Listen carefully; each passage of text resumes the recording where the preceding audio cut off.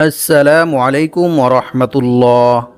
প্রদর্শক, আপনি কি অনেক বেশি বিপদ আপদ, বালা মুসিবত, দুঃখ কষ্ট, দুশ্চিন্তা, পেরেশানি, অভাব অনটন, দারিদ্রতা ও ঋণের মধ্যে আছেন এবং আপনার কি অনেক বেশি টাকা পয়সা, ধন সম্পদের প্রয়োজন? তাহলে আপনি সকালে ফজর নামাজের পর সূরা ইখলাস ও ইস্তেগফারের এই গোপন আমলটি করুন। ইনশাআল্লাহ আল্লাহ তাআলা আপনার সকল বিপদ আপদ, বালা মুসিবত, দুঃখ কষ্ট, দুশ্চিন্তা, পেরেশানি, অভাব অনটন, দারিদ্রতা ও ঋণ দূর করে দিবেন এবং আল্লাহ পাক রব্বুল আলামিন আপনাকে গায়বীভাবে অনেক টাকা পয়সা, ধন সম্পদ দিয়ে সাহায্য করবেন। যেভাবে আল্লাহ তাআলা আকাশ থেকে গায়বীভাবে স্বর্ণমুদ্রা, ধন সম্পদ পাঠিয়ে হজরত আইয়ুব আলাইহিস সালামকে এবং অনেক সাহাবায়ে কেরামদেরকে সাহায্য করেছিলেন। সুবহানাল্লাহ। সম্মানিত ভিউয়ার্স, সকালে ফজর নামাজের পর সূরা ইখলাস ও ইস্তেগফারের কোন আমলটি করিলে আল্লাহ তাআলা আপনাকে এই সকল পুরস্কারগুলি দান করবেন, সে আমলটি সম্পর্কে জানতে চাইলে ভিডিওটি স্কিপ না করে সম্পূর্ণ ভিডিওটি মনোযোগ দিয়ে দেখতে থাকুন। আর ভিডিওটি ভালো লাগলে লাইক, কমেন্ট, শেয়ার করে চ্যানেলটি সাবস্ক্রাইব করে আমাদের পাশে থাকুন। সম্মানিত ভিউয়ার্স, আপনি যদি সকালে ফজর নামাজের পর সূরা ইখলাস ও ইস্তেগফারের এই গোপন আমলটি করেন, তাহলে ইনশাআল্লাহ অল্প কিছুদিনের মধ্যে আল্লাহ তাআলা আপনার সকল অভাব অনটন, দারিদ্রতা ও ঋণ দূর করে দিবেন এবং আল্লাহ পাক রব্বুল আলামিন আপনাকে গায়বীভাবে অনেক টাকা পয়সা, ধন সম্পদ দিয়ে সাহায্য করবেন। এমনকি এক সাহাবী নিজেও সূরা ইখলাসের আমল করার ফলে অল্প কিছুদিনের মধ্যে অভাব অনটন, দারিদ্রতা থেকে মুক্ত হয়ে অনেক টাকা পয়সা, ধন সম্পদের মালিক হয়ে গিয়েছিল। সুবহানাল্লাহ। আর এটা কোনো সাধারণ আমল নয়, বরং স্বয়ং রাসূল সাল্লাল্লাহু আলাইহি ওয়াসাল্লাম নিজে সাহাবায়ে কেরামদেরকে সূরা ইখলাসের আমল শিখিয়েছিলেন। সম্মানিত ভিউয়ার্স, এখন আমি আপনাদেরকে জানিয়ে দেব হযরত আইয়ুব আলাইহিস সালাম কোন দোয়া পাঠ করার কারণে এবং কি আমল করার কারণে আল্লাহ তাআলা আকাশ থেকে গায়বীভাবে স্বর্ণমুদ্রা, ধন সম্পদ পাঠিয়ে সাহায্য করেছিলেন। হাদিস শরীফের মধ্যে বলা হয়েছে, হযরত আইয়ুব আলাইহিস সালামের দুইটি উঠান ছিল। একটি ছিল গম শুকানোর জন্য আর অন্যটি ছিল যব শুকানোর জন্য। মহান আল্লাহ তাআলা সেই দুইটি উঠানের উপর 2 খণ্ড মেঘমালা পাঠালেন। এক খণ্ড মেঘমালা সে গমের উঠানে এমনভাবে স্বর্ণ ফেলল যে সেটি পূর্ণ হয়ে গেল। সুবহানাল্লাহ। অন্য মেঘমালাটি অপর উঠানের মধ্যে এমনভাবে রৌপ্য বর্ষণ করল যে সেটিও পূর্ণ হয়ে গেল। সুবহানাল্লাহ। সহিহ ইবনে হিব্বান হাদিস নং 2898। এছাড়াও অন্য এক হাদিসে বলা হয়েছে, আল্লাহর পক্ষ থেকে যাকে যাকে স্বর্ণের পঙ্গপাল আইয়ুব আলাইহিস সালামের নিকট এসেছিলেন এবং তিনি সেগুলি সংগ্রহ করেছিলেন। রাসূল সাল্লাল্লাহু আলাইহি ওয়াসাল্লাম বলেন, একবার হযরত আইয়ুব আলাইহিস সালাম গোসল করতেছিলেন। এমন্ত অবস্থায় এক ঝাঁক স্বর্ণের পঙ্গপাল তার উপর পড়তে শুরু করেন এবং তিনি সেগুলি মুঠি মুঠি করে তার কাপড়ে জমা করছিলেন। সুবহানাল্লাহ। বুখারী শরীফ হাদিস নং 7493। সম্মানিত ভিউয়ার্স, সূরা ইখলাস পবিত্র কোরআন মাজিদের খুবই ক্ষুদ্রতম একটি সূরা। আমি আশা করছি আপনারা সকলেই সূরাটি জানেন। তারপরেও আমি সহিশুদ্ধভাবে আপনাদেরকে সূরা ইখলাস পাঠ করে শোনাবো। ইনশাআল্লাহ আপনারা আমার থেকে শুনে শুনে সহিশুদ্ধভাবে সূরা ইখলাস মুখস্থ করে নেবেন। আউযু বিল্লাহি মিনাশ শাইতানির রাজীম।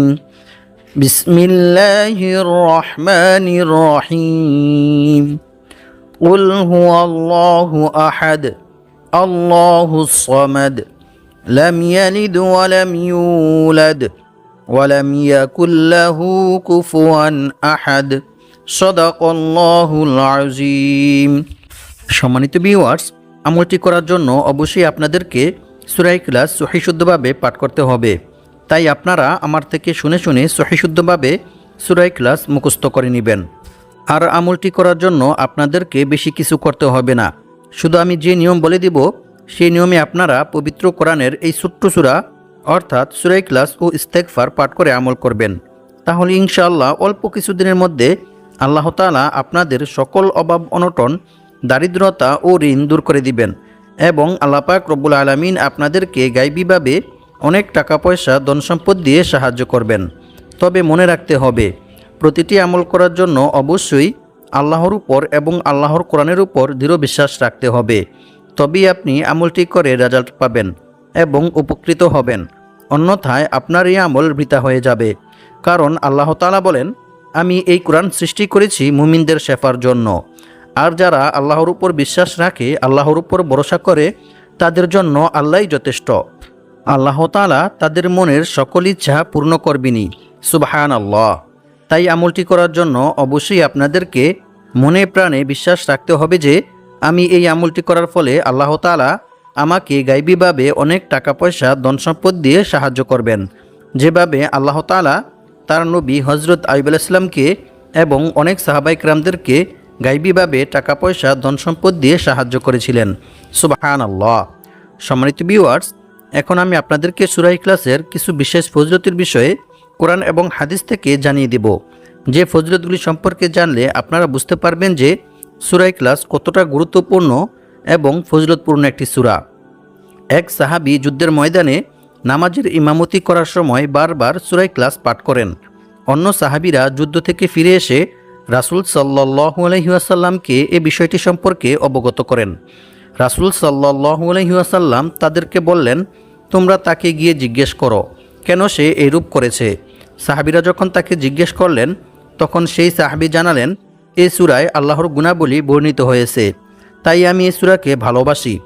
অতঃপর সাহাবীরা যখন রাসূল সাল্লাল্লাহু আলাইহি ওয়াসাল্লামের কাছে গিয়ে একথা বললেন, তখন রাসূল সাল্লাল্লাহু আলাইহি ওয়াসাল্লাম তাদেরকে বললেন, তোমরাও তাকে গিয়ে বলো আল্লাহ তাআলাও তাকে ভালোবাসেন। সুবহানাল্লাহ। বুখারী শরীফ হাদিস নং 7375।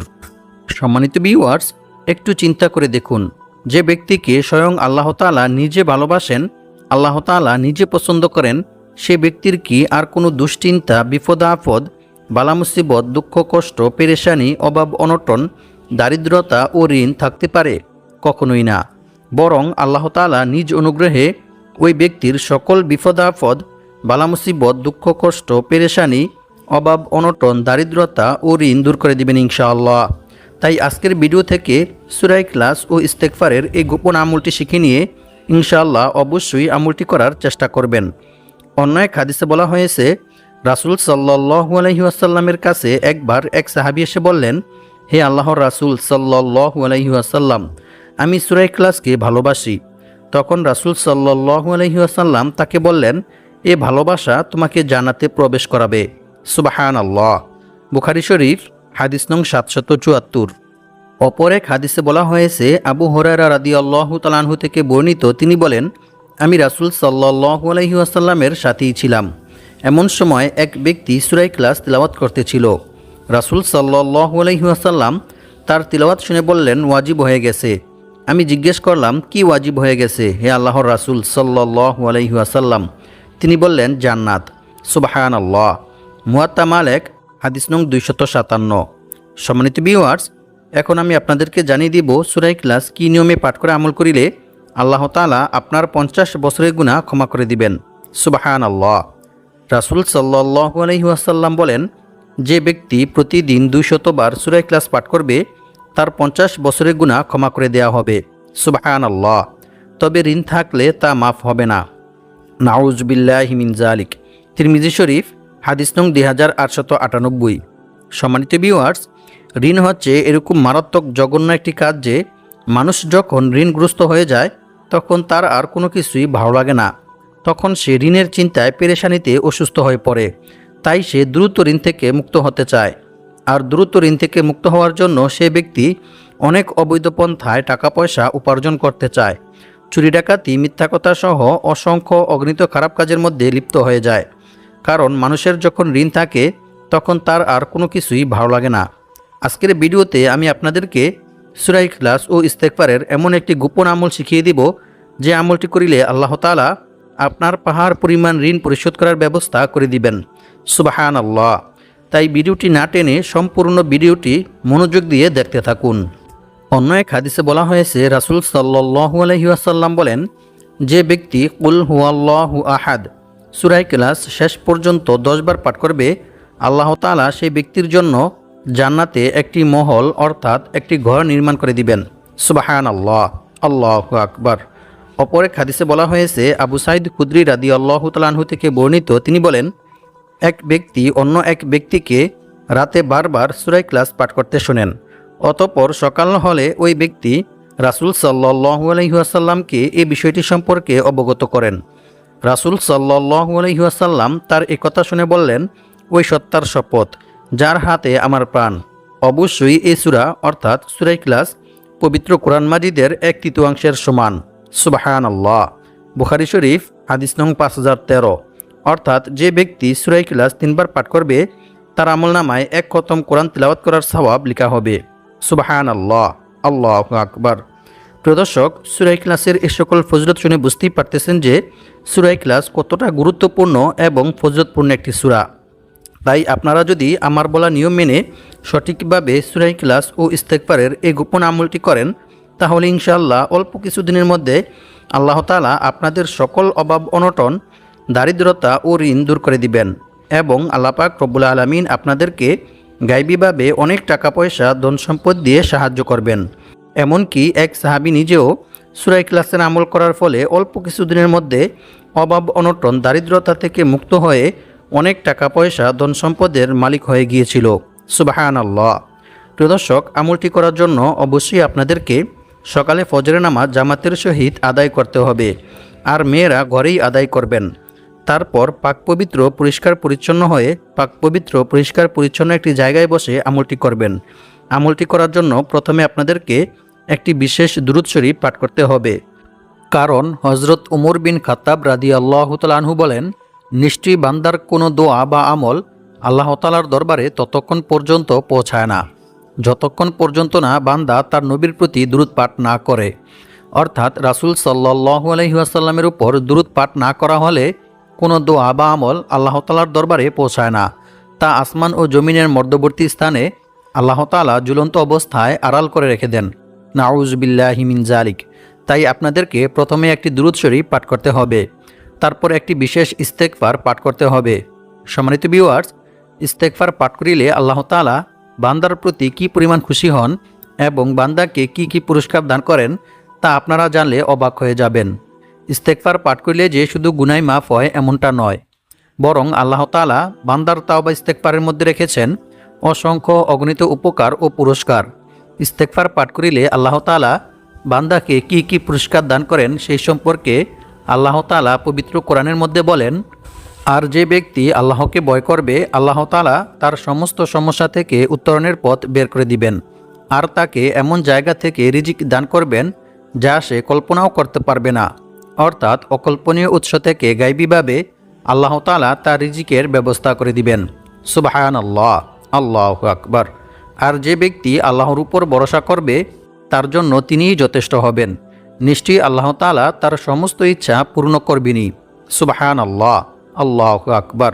সূরাতুত তালাক আয়াত নং 2-3। সম্মানিত ভিউয়ার্স, আল্লাহ তাআলাকে ভয় করার সর্বোত্তম মাধ্যম হচ্ছে তাওবা ইস্তেগফার করা, ক্ষমা প্রার্থনা করা। বান্দার দ্বারা ইচ্ছায় কিংবা অনিচ্ছায় কোনো গুনাহ সংঘটিত হয়ে গেলে বান্দা যদি আল্লাহর ভয়ে, আল্লাহর আযাবের ভয়ে আল্লাহ তাআলার নিকট তাওবা ইস্তেগফার করে ক্ষমা প্রার্থনা করে, তাহলে আল্লাহ তাআলা অনেক খুশি হন এবং আল্লাহ তাআলা বান্দার প্রতি খুশি হয়ে বান্দাকে অসংখ্য অগণিত পুরস্কার দান করেন। আল্লাহর রাসূল সাল্লাল্লাহু আলাইহি ওয়াসাল্লাম বলেন, যে ব্যক্তি বেশি বেশি তাওবা ইস্তেগফার পাঠ করবে আল্লাহ তাআলা তার সমস্ত সমস্যা থেকে উত্তরণের পথ বের করে দিবেন।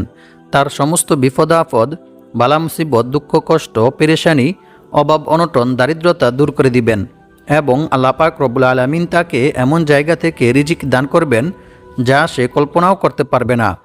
অর্থাৎ তার ধারণার বাইরে থেকে গায়বীভাবে আল্লাহ তাআলা তার রিজিকের ব্যবস্থা করে দিবেন। সুবহানাল্লাহ। সুনান আবু দাউদ হাদিস নং 1518। আর আল্লাহ তাআলার উপর ভরসা করার সর্বোত্তম মাধ্যম হচ্ছে বিপদ আপদ, বালা মুসিবত, দুঃখ কষ্ট, পেরেশানি, অভাব অনটন, দারিদ্রতা সর্ব অবস্থায় আল্লাহর উপর ভরসা করতে হবে।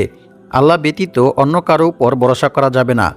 এমনকি রাসূল সাল্লাল্লাহু আলাইহি ওয়াসাল্লাম বলেছেন, অন্য কারো কাছে নিজের অভাব ও সমস্যার কথাও বলা যাবে না, বরং রিজিক বৃদ্ধি হওয়ার এবং বিপদ আপদ, বালা মুসিবত, দুঃখ কষ্ট, পেরেশানি, অভাব অনটন, দারিদ্রতা ও ঋণ থেকে মুক্ত হওয়ার যে সকল দোয়া ও আমল রয়েছে সেগুলির মাধ্যমে আল্লাহ তাআলার নিকট দোয়া করে সাহায্য চাইতে হবে।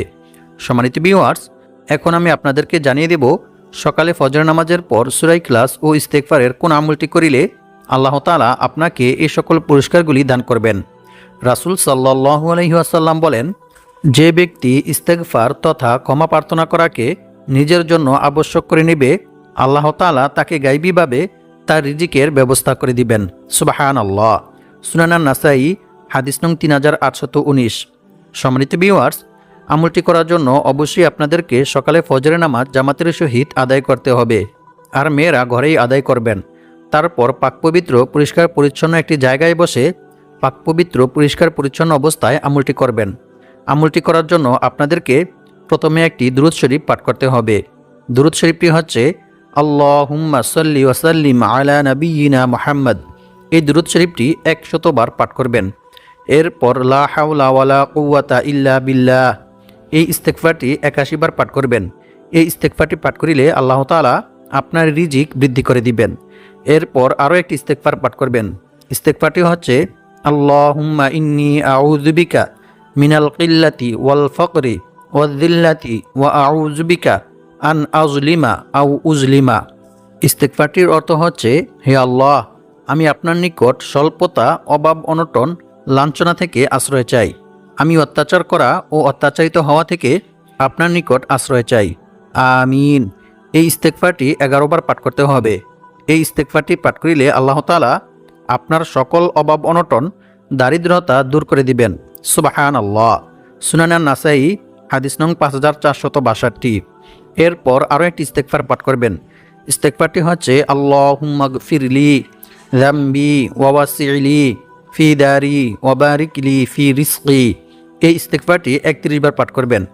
এই ইস্তেগফারটি পাঠ করিলে আল্লাহ তাআলা আপনার সকল বিপদ আপদ, বালা মুসিবত, দুঃখ কষ্ট, পেরেশানি, অভাব অনটন, দারিদ্রতা ও ঋণ দূর করে দিবেন এবং আল্লাহ পাক রব্বুল আলামিন আপনাকে গায়বীভাবে অনেক টাকা পয়সা, ধন সম্পদ দিয়ে সাহায্য করবেন। সুবহানাল্লাহ। এরপর সুবহানাল্লাহ 550 বার, আলহামদুলিল্লাহ 550 বার পাঠ করবেন। অতঃপর ইয়া রাজ্জাকু, এই ইসমে আজমটি 11 বার পাঠ করবেন। এরপর ইয়া কাদিয়াল হাজাত, এই দোয়াটি 10 বার পাঠ করবেন। এরপর সূরা ইখলাস 21 বার পাঠ করবেন। প্রত্যেকবার সূরা ইখলাস পাঠ করার পূর্বে বিসমিল্লাহির রহমানির রহিম পাঠ করে নেবেন। এরপর কয়েকবার দুরূদ শরীফ ও ইস্তেগফার পাঠ করে আল্লাহ তাআলার নিকট দোয়া করবেন। আপনি দোয়ার মধ্যে আল্লাহ তাআলার নিকট যা চাইবেন ইনশাআল্লাহ আল্লাহ তাআলা আপনাকে তাই দান করবেন। তবে দোয়ার মধ্যে আরও একটি দোয়া পাঠ করবেন। সেই দোয়াটি হচ্ছে আল্লাহুম্মা কফিনি বিহালালিকা আন হারামিকা ওয়া আগনিনি বিফাদলিকা আম্মান সিওয়াক। এরপর ইয়া যাল জালালি ওয়াল ইকরাম ইয়া হাইয়্যু ইয়া কাইয়্যুম, এই দুইটি ইসমে আজম পাঠ করে দোয়া শেষ করবেন। দোয়া শেষ করে কয়েকবার ইস্তেগফার ও দুরূদ শরীফ পাঠ করে নেবেন। এরপর আরও একটি দোয়া পাঠ করবেন। সেই দোয়াটি হচ্ছে আল্লাহুম্মা ইন্নী আসআলুকা ইলমান নাফিআ ওয়া রিজকান তাইয়্যিবা ওয়া আমালান মুতাকাব্বালা। এই দোয়াটি 3 বার পাঠ করবেন। এই দোয়াটি পাঠ করিলে আল্লাহ তাআলা আপনার রিজিক ও জ্ঞান বুদ্ধি বৃদ্ধি করে দিবেন। সুবহানাল্লাহ।